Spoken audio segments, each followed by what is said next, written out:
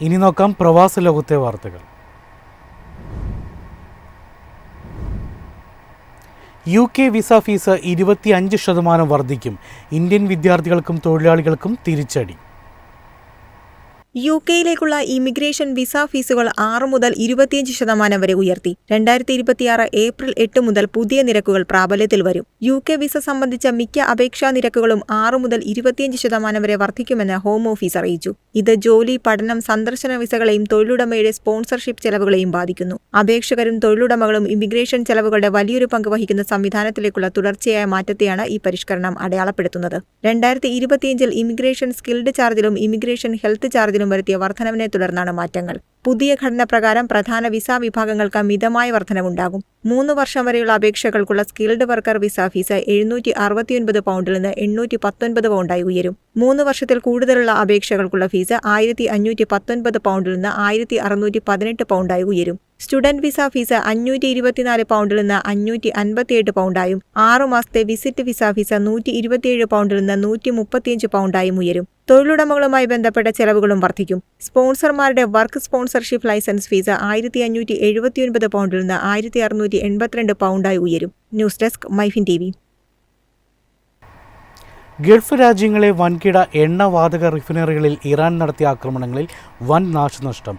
ഖത്തറിൽ നിന്നുള്ള LNG കയറ്റുമതി വരുമാനത്തിൽ വൻ നഷ്ടമുണ്ടാകുമെന്നും വിലയിരുത്തൽ.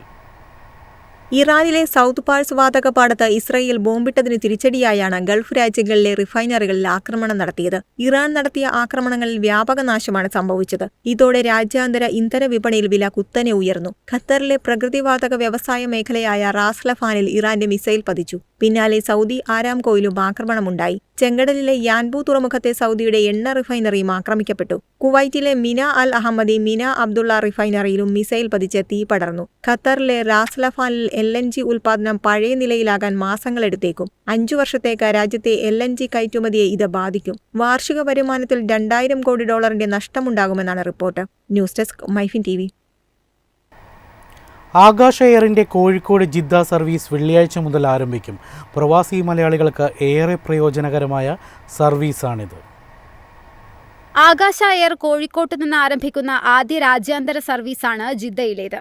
നിലവിൽ ആകാശ എയർ കോഴിക്കോട് ബംഗളൂരു സർവീസ് നടത്തുന്നുണ്ട്. ജിദ്ദയിലേക്ക് എല്ലാ ദിവസവും സർവീസ് ഉണ്ടാകും. കോഴിക്കോട് വിമാനത്താവളത്തിൽ നിന്ന് വൈകിട്ട് 6:55 പുറപ്പെട്ട് പ്രാദേശിക സമയം 10:50 ജിദ്ദയിലെത്തും. പ്രാദേശിക സമയം രാവിലെ 9:10 ജിദ്ദയിൽ നിന്ന് പുറപ്പെട്ട് വൈകിട്ട് 5:30 കോഴിക്കോട് വിമാനത്താവളത്തിലെത്തും. കോഴിക്കോട് ജിദ്ദ സർവീസ് ഈ മാസം 13 ആരംഭിക്കുമെന്നായിരുന്നു പ്രഖ്യാപനം. ഗൾഫ് വ്യോമപാതയിലെ നിയന്ത്രണങ്ങൾ മൂലമാണ് മാറ്റിയത്. ജിദ്ദയിലേക്ക് ആകാശ എയർ കൂടി സർവീസ് ആരംഭിക്കുന്നതോടെ ഹജ്ജ് തീർത്ഥാടകർക്കും പ്രവാസികൾക്കും വലിയ ആശ്വാസമാകും. News desk MyFin TV. എളുപ്പത്തിൽ സമ്പാദ്യം വളർത്താം. ഇന്ന് തന്നെ മൈഫിൻ TV ആപ്പ് ഡൗൺലോഡ് ചെയ്യൂ.